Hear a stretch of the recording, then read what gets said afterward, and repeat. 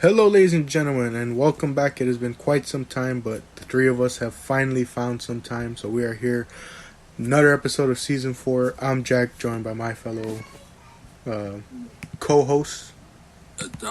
Dominic Castillo. And Giovanni. All right, so we have found ourselves back together. It has been quite some time since the three of us have gotten on the podcast to talk. How have the two of you been? I have been culture shocked. I think that's a proper way of defining things. The move to Berkeley. I'm finally on the Berkeley premises. The move was pretty crazy. How would I say this? The culture, the people, the places, the shops, I guess the physical roadways, everything is a complete change. Everything's a complete 180, as how I never would have imagined it. Seeing it in person, but now seeing it in person, after all the jokes of Berkeley being, a liberal art school, and the people and the pricing of everything, I've come to see that it is kind of true. Just yesterday I paid for a $49 haircut, Dang. and guess what? They made my beard uneven. And I didn't notice until I looked into the mirror back here at the dorms. And I was like, no way. I had to fix I have my own razor. But, oh, brother. And the gas prices are horrendous. Yeah, gas prices are horrible right now. Yeah, they're really, really bad. Not only that, but, the majority of the roads are, very small. And you if you're not paying attention, you could risk hitting someone. The majority of there's not that many stop signs on single roadways. Meaning that if you're not paying attention, there's somebody just running through with their dog, on a walk, or a kid running through with playing soccer, whatever. A potential tragedy or an accident in general could occur. Yeah, but school itself pretty crazy. It kind of feels a little depressing. Literally, what was it, the scene from Monsters University where Mike Wazowski's first time walking into the campus. It feels so small. I literally feel that, not literally, but something similar. I feel pretty small in a huge crowd of crazy intellectuals. As much as it is a liberal arts school, there's so many computer scientists, those in neurobiology, those learning pathogens, those learning in electrical and mechanical engineering. Literally, it's crazy. And finally being in a professor setting where I could listen in person and not doze off on a computer while at home. It's crazy. It's cool. I enjoy it. I have so much more to talk about, but yeah, you could go next. Thank you, man. Yeah, man. Well, this is week 4 of college? I think so. Last week was week 3. Everything's been going well. It's been a lot of fun for me in college, specifically because all of my classes are based on cinema. It's very fun. I enjoy being in a space with other people who share the same interest as me. The lectures, we only have 2 in-person classes. One of them is a 4-hour lecture every Tuesday, and I like the way the professor really articulates everything, all the information. It's easy to follow and, don't really doze off. My other in-person class is the more hands-on, where we actually have to make our own films. I had Jack and Jose help me with my first project for that class. It was funny. But I actually made a friend in that class. She's pretty cool. She likes watching a lot of films on her spare time. For the online ones, Cinema 1 is very easy. It's just learning about, all the terminology within the film industry, like resolutions, some cables, and things like that, camera settings.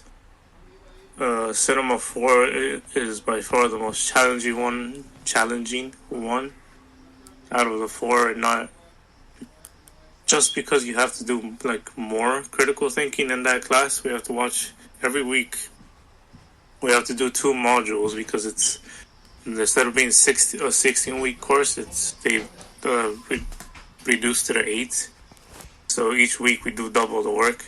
So you have to watch a film,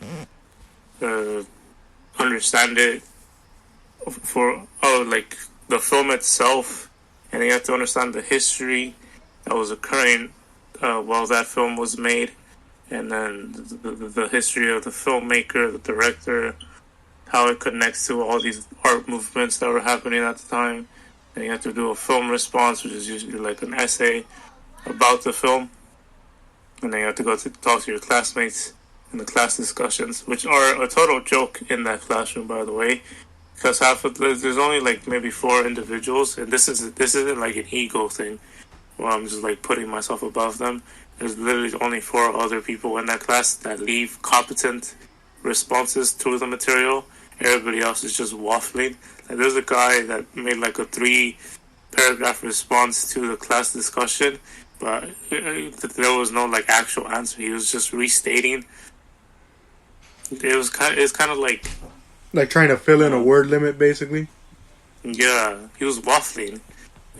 Like there wasn't like an actual answer to the question. He was just waffling. It was kind of like, if let's say for example, in like the 1920s, there was an avant-garde movement, right? And the thing that ended it was when sound was added to film. So that's the answer.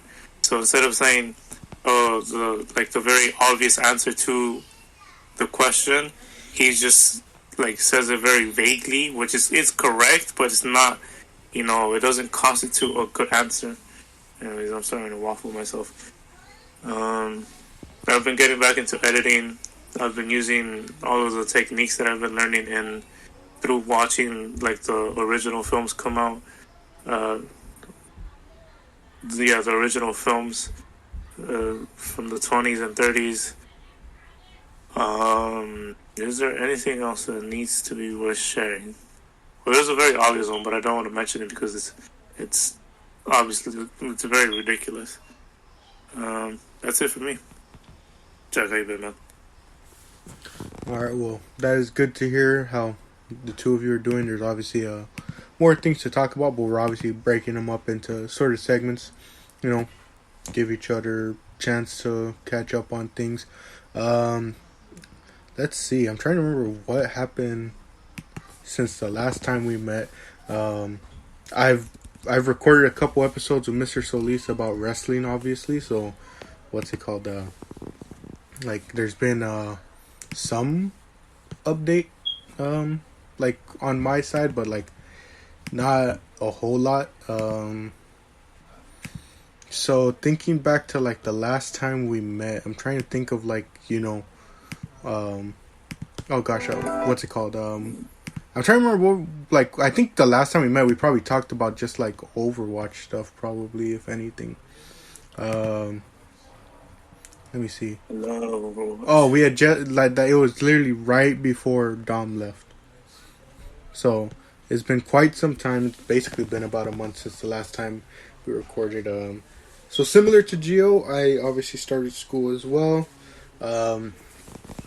It's been a change of pace, but a welcome one, in the sense that I'm glad to be out of the house, walking every day to and from school. I've enjoyed doing my albums on those walks to and from school, listening to different albums. What's it called? I don't know. It's like the small things like you take for granted. Like I don't know. I just like the fact that it's no longer the weekends where I'm like getting out of the house and actually wearing proper clothing that isn't just like a muscle shirt and basketball shorts walking around the house. Like I've been wearing all sorts of my shirts that I have and all that, but it's like those little things, so I'm happy to be there, going to class.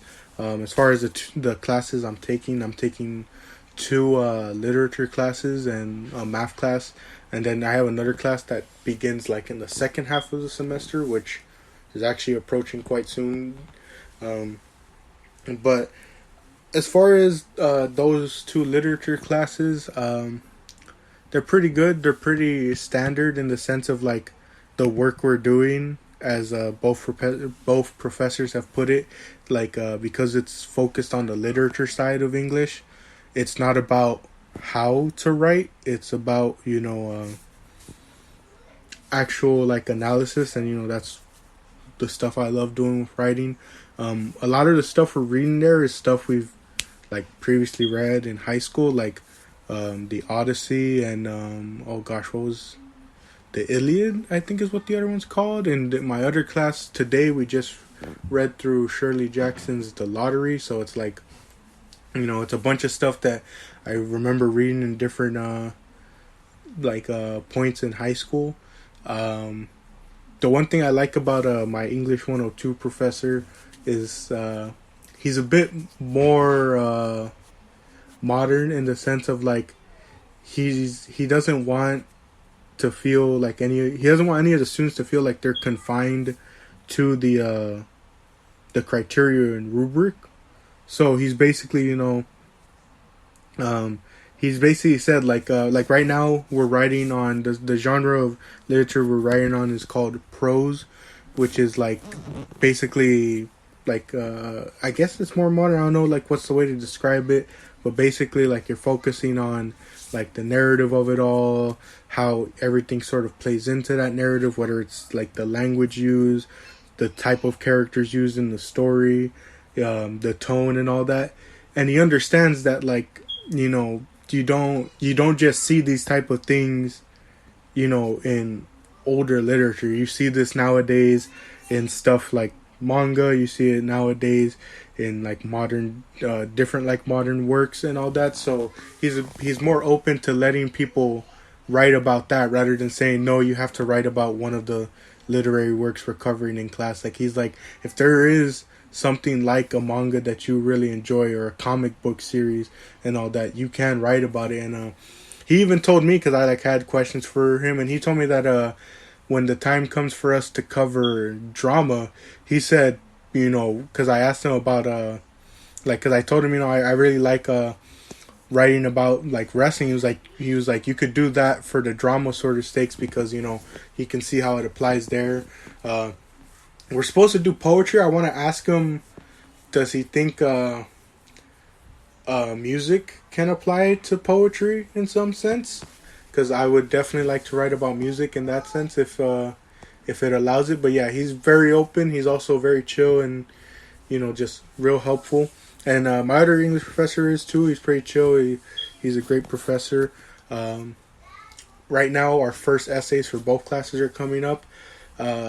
I don't really know what I'm going to write for either class just yet. I think for the second one, I might write about the Odyssey, even though I don't really like it that much because it's kind of confusing. I never really liked it when we first read it in high school, but like, I don't know, the way we were going over it last week, like I think I might write about it just because it's one of those, like, it seems like it's the easiest to write about potentially compared to like the previous works we've read in the past 4 weeks.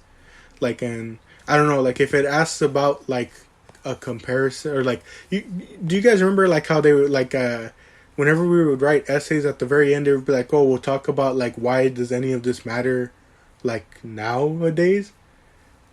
The story of the Odyssey, like the way like at least my professor was breaking it down last week on Thursday, like to me it just seems kind of like easy to write about based off the story he was giving, but like it also sort of resonated in my mind, like that you could kind of see comparisons with like military veterans, because like basically like the way he was breaking it down, it was like the Odyssey was all about sort of having to get like readjusted, or like because like I forget what the main character name is, but like he's thought to be dead and then it turns out like he's alive and he's having to like readjust himself to like this new world, and there's like different situations where, he thinks about like what he considered the norm, and it's not like treated the same in different places. So it's like I can sort of think about like the same thing where it's like military vets having to readjust their lives once they come back from war. Mm-hmm, mm-hmm. But yeah, that as far as school goes, that's all that has pretty much happened. I'm a pretty quiet guy, so I haven't even like interacted with any other person. Like, there's only like one person in one of my classes that like I've talked to, and that's about it. The rest of the week, it's literally just me and Jose waiting around for our classes to start just talking. But it's been fun to be back in school. Hoping, or I really don't know what the timeline looks like. I need to meet with another counselor to see, what's gonna happen with the rest of it all. But yeah, it's been pretty fun to be back, which is surprising because I haven't been one that's the fondest of school in quite some time, honestly. But I'm enjoying my time here, especially because like I broke it down to Jew in different ways, but like there's many different things that I like about community college in comparison to like any other format of education. Mm-hmm, mm-hmm. You should meet with what's her name? Jessica Serta. She's the goat, man. I went to well, this is kind of Dominic. You'll be able to touch on this too, but I wanted to go talk to one of the counselors at LECC to get the roadmap of my academic career started, and I think I've told you guys probably on Instagram. My plan is to go to do these two community to do these 2 years at community college, transfer to either UCLA or Berkeley, and then do my bachelor's there, and then transfer to this school in Paris to do my master's. That's like the timeline. That's the goal for me, right? And she was very helpful in, cause depending on what you want to do. Like for me, it's cinema, right? And she really looked at every like nook and cranny of the cinema, program to find as many transferable credits to UCs instead of just looking at the very obvious ones and just like more forcing me to take those. So I would recommend picking her out of the concert since because we kind of know what she's like now, and she's pretty, so that's never a bad thing. But speaking of all that, Dominic, this is where you come in. Awesome. The whole studying abroad thing. You should talk about that, man. So yeah, okay. So I guess to be basic about it, aside from my current scholarship that I'm currently tied to from Berkeley, I also have a secondary scholarship, which is the Scholar Match program. And over the years, the Scholar Match program has accrued money over a career development fund, which basically is money that is tied to be used to for, career growth, whether it be, as simple, like maybe buying a suit for your interview, or maybe there's an entrance fee, which, that never really is. If you're going to join a job, there's never really an entrance fee. But in case, you never know, an internship might ask for some money, so there's that. Also, if an internship doesn't offer any money and it's, a non-profit, then you could take that money out and you could use it as a wage, minimum wage, that is, but money is money. Or that money can also be used for studying abroad. The abroad aspect can be, as what my counselor said, it is very loose. It could be anywhere for any topic, any program, it doesn't matter. But as long as they see you having fun, studying abroad, you could use that money to study and see the world. And so this entire time, I've never really touched the money. And so at first it began for around $500, and I'm not sure how much per semester per year it's been accruing up to, but total $6,000 of career development money has been saved up. And so my counselor said, "Yo, you have this money, and just to let you know, you can use it for the two purposes that I've mentioned before. At any time, just know that if you don't touch the money after graduation, the money will be given back to the program." And so I was thinking to myself, okay, if I really want to do this, might as well do it now. Because if I do it in senior year, when people have senior theses, people are doing like research projects, it is generally not the best time. It's best to put all your cookies in one basket, as ironic as it is. It is the best thing to do when you're trying to graduate and not fail last minute. So I was thinking, hey, why not Japan, right? So I was looking at programs. It's just basic like language classes and courses I could do online. But I mean, why not do it in Japan, right? So I decided, heck, why not? Let's do Japan. And so I currently have a bit of a dilemma between two programs. One's very communicative, the other is not. But they're both same prices. However, one offers 6 weeks, the other one's 6 months. We're currently in a bit of a debate on whether or not we should go for the 6-week option or with the 6-month option. Geo debates that it's best to go for 6 weeks because if I go for 6 months, I wouldn't really be able to integrate myself into the society. And if I go for the 6 months, as Jack says, it's better. As another fellow friend of ours said that their trip to Australia, which was only for 3 months, didn't feel like a lot and it flew by fast. So, yeah. And I have until the last day of September this month to make a decision, or else I am not royally screwed, but kind of screwed, yeah. But yeah, that's the situation. Definitely if a lot any, of... Oh, what? No, I was going to say, definitely a lot to consider, and also it doesn't help that that one program isn't as communicative. Yes, yeah. One's not communicative. It takes like 3 days to respond. The other one, like, they instantly accepted me. Like, no, well, I mean, I threw in my application, obviously, and after an interview, after like an hour-long interview, they probably said, yeah, it's okay. You're 100% okay. Although they would respect a little bit more, how would you say, practice on my Japanese. Is obviously I'm not the best. I currently only know the hiragana alphabet and the katakana alphabet.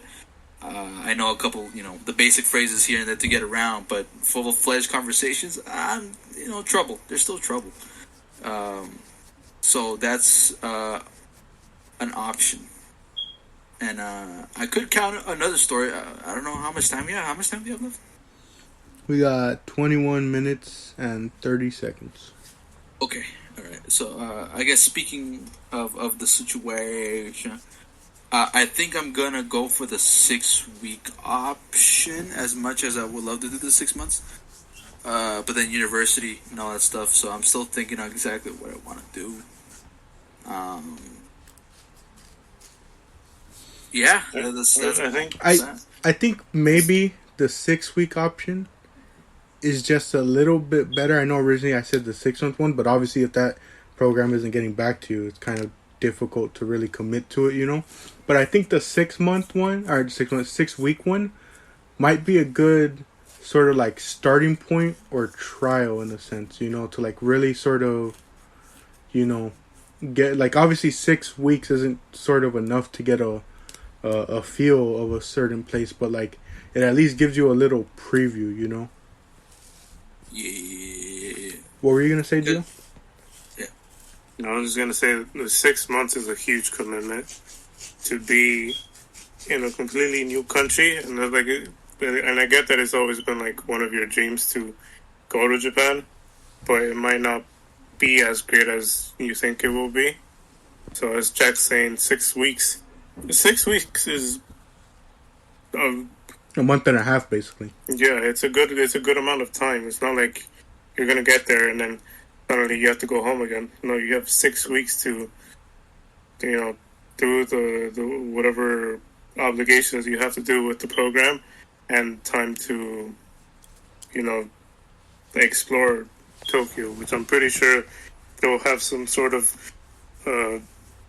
touring aspect in the program that you're going into. Yeah. And it's like do a cool little, like, an appetizer, pretty much. Because if you go for 6 months and you absolutely hate it, now you're stuck there for 6 months. True. You know what? That is a true moment, a true Omegalo moment. Also, I wanted to add on. Okay, so this is a completely different tangent I'm gonna go on, but it practically ties back in full circle. Okay, so in Berkeley, I decided to explore around a bit, right? And I found this very cool jazz bar. It's so cool. It's called Yoshi's. Yoshi's in Oakland downtown. And this bar has been up since the 70s. I think 72. I think. Wait, Dom, And can I make a quick comment real quick? Real quick. My dad just got home and he's very excited to hear us recording again. Awesome sauce. Dude. Continue. So Yoshi's, right? Yoshi's, and no, it does not have to do with the supermarket. Yoshi's, very cool spot, Japanese bar, but it houses like very historical moments in the era of melodic jazz, blues jazz, electric pop jazz, I think it's called, something like that, Latin jazz and all that stuff. There's so many artists that came around during the 70s and the 80s to this specific bar. And I decided, hey, why not? Let's go. So I bought a ticket to an event. What was his name? Mike Phillips. There you go. Mike Phillips. He's a saxophonist. Practically in the industry for more than 40, 50 years. And wow, the experience was crazy. Like the atmosphere, the people, the vibe, man, the vibe was so. It just felt nice. I felt like I was at home, kind of. Technically, not really, but kind of. Just everyone's in it together. Everyone was just having a good time. Everyone's, just listening along.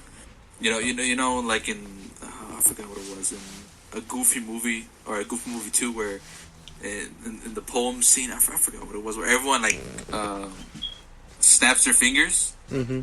Something like that. Oh, dude, that just like that. It was so nice. And I've been going there for a couple times now. So I've been there 4 times now.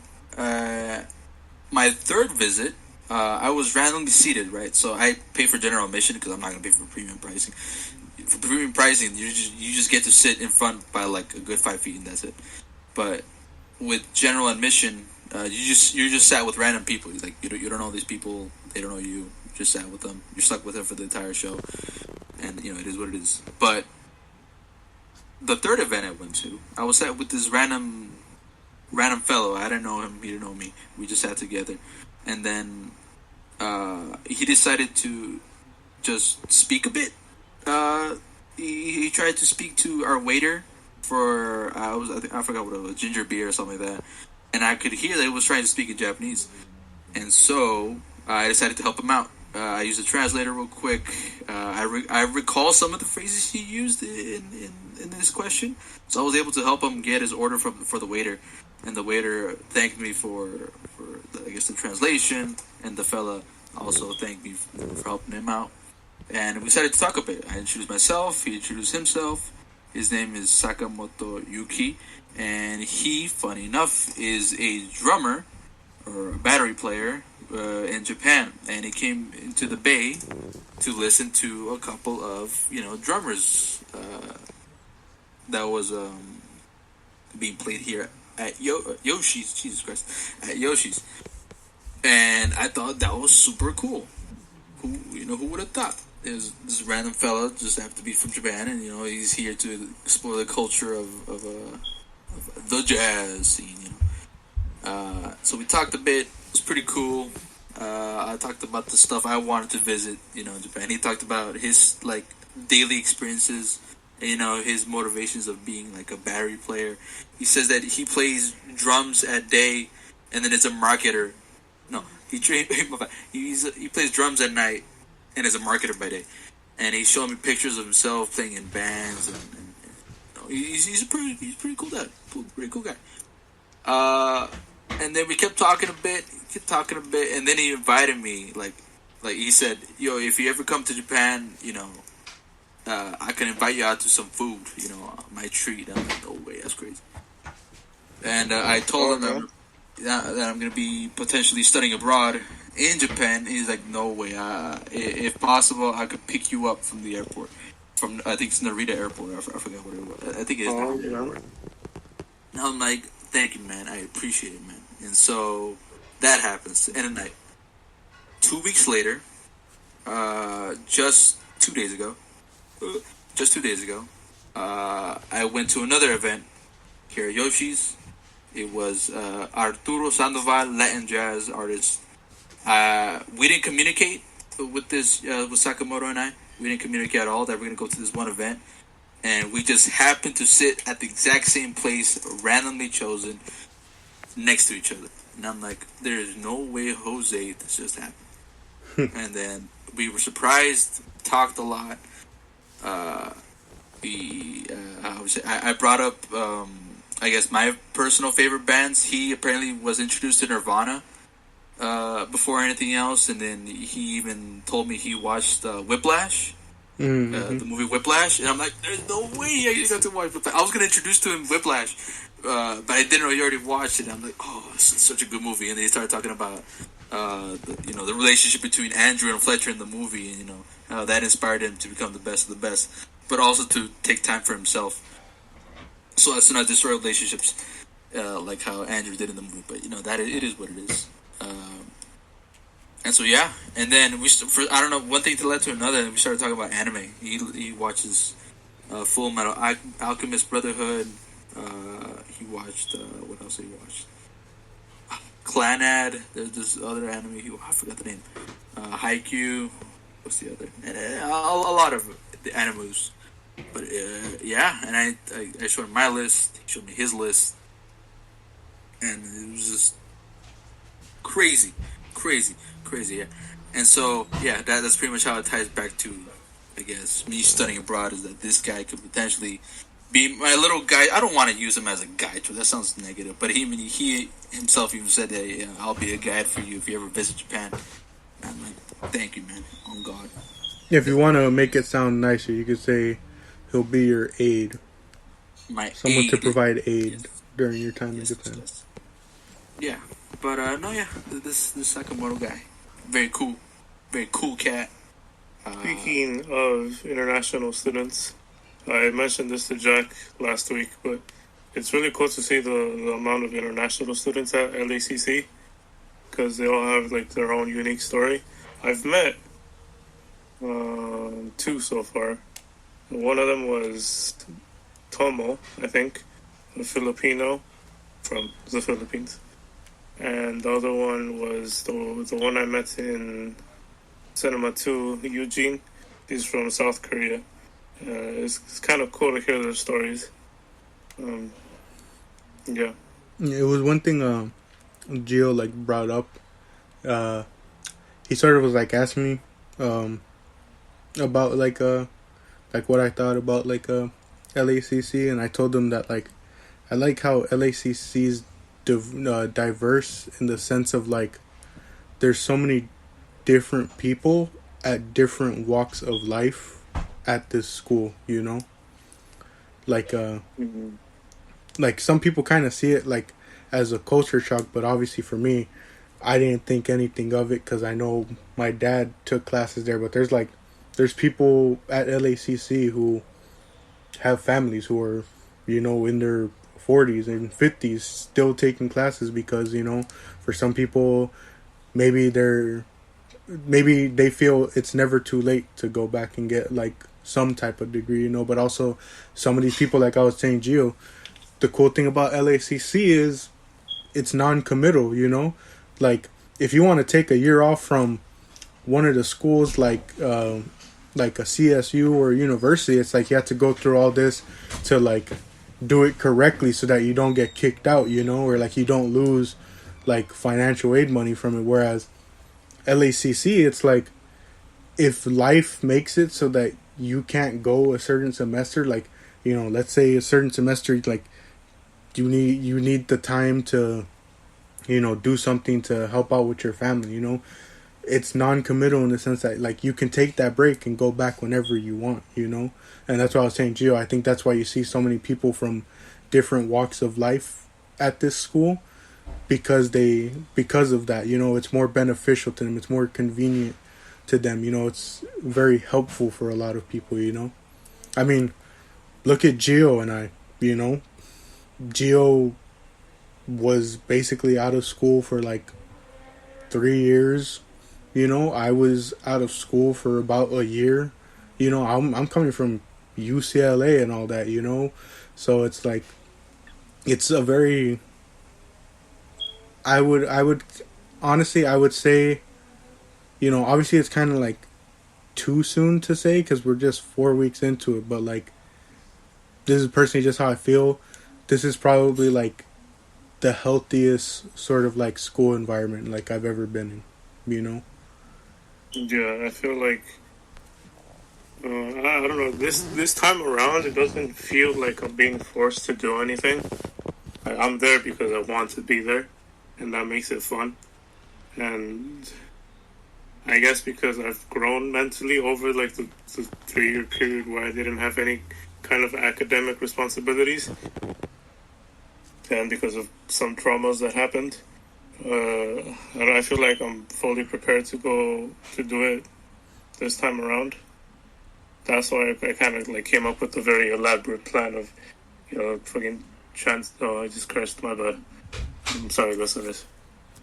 Of transferring to UCLA, one of the top schools in the state, and on top of that, going on some wild quest to get my master's in a completely different country. I don't know. I feel like I'm ready for it. I feel like I should be this ambitious and stop, you know, slacking around and just settling for, you know, an associate's in liberal arts and having like some Premiere Pro or Avid Media Composer certificates. Agreed. Yeah, definitely a lot of interesting stuff happening in our lives. I quickly just want to shout it out on this podcast. I am doing a full-blown separate video for it sometime in the future. I'm trying to figure out the best time to do it because I started writing like the script for it, and I already got to like 7 pages, and that was just with like doing the intro and discussing sort of like the albums that like I didn't quite enjoy. But to update the listeners who have been listening since like around May, I reached 100 albums this past Friday. I obviously got 101 done today, but yeah, I got to 100 albums. It's been very diverse in the sense of like, you know, there's quite a lot of different artists from different genres, from different time periods, obviously. When people eventually watch that video, when I eventually put it out, I'm expecting not the fondest of opinions, because people in the music world don't seem to realize that people can have different opinions, and people, especially in the rap and K-pop communities, can't handle that. And in my section of albums that weren't quite for me, there's definitely going to be some like controversial takes from those fan bases, because there's quite a few albums in there where I'm just like, yeah, people aren't going to like the fact that I didn't like them, despite people being able to have different opinions, you know.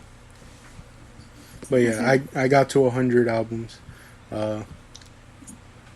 Sort of similar in the vein that like Gio was kind of touching on just right now, and something I kind of mentioned when talking about it on my own like Instagram post.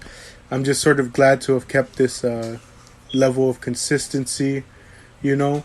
and I'm hoping to keep it going for the rest of my life, because it's a healthy hobby of getting me to exercise more, getting me to listen to more music, which, if you've been a long time listener and if you know me as a person, that's like the one thing I truly really love in this life is music. Like, I probably listen to way too much music, like I'm about to hit 3,000 songs in my playlist, and a lot of people would be like, that's too much, how do you even remember this? Like Wilbert once said it, our friend Wilbert once said it, how you probably got songs in there that you forgot about. And yeah, it's true, I forget about a lot of the songs, but like that's what makes it fun, when I just hit shuffle and don't know what I'm gonna get,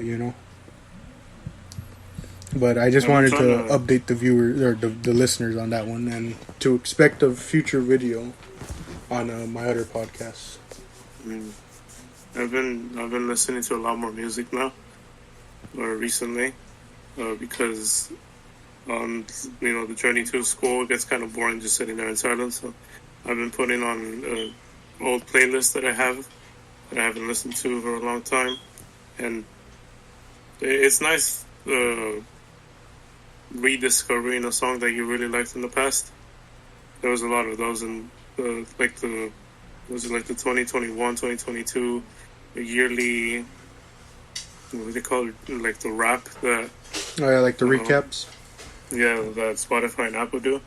It's cool because I was like, oh wow, I was really bumping to this guy or this group in 2021 or 2019. It was cool. I'm doing that a lot lately. And it's fun, but then at some points it just kind of gets like, what's the word? I guess my endurance for it isn't that high, because I get tired of listening to music after a little bit. All right, well, just be ready by the end of the year, because, obviously with our schedules, hopefully we can still find time to meet more often than, a month. But as always, the end of the year is always the funnest, because that's when we come out with, our year-end lists. The listeners always enjoy hearing, the different music that Dom brings to the table.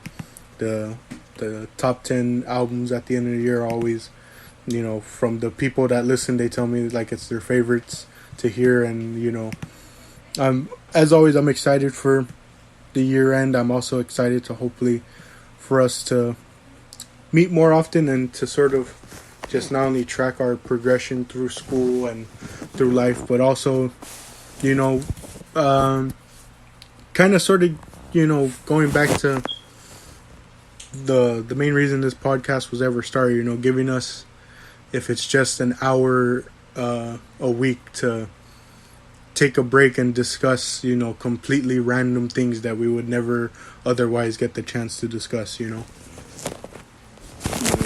But that's another thing. Well, quickly, that's another thing that I really like, is that we get to see each other at school. Yeah, it's always nice. Yeah, been quite some time, obviously, since we got to see each other consistently in person. So that's fun to get back to, And I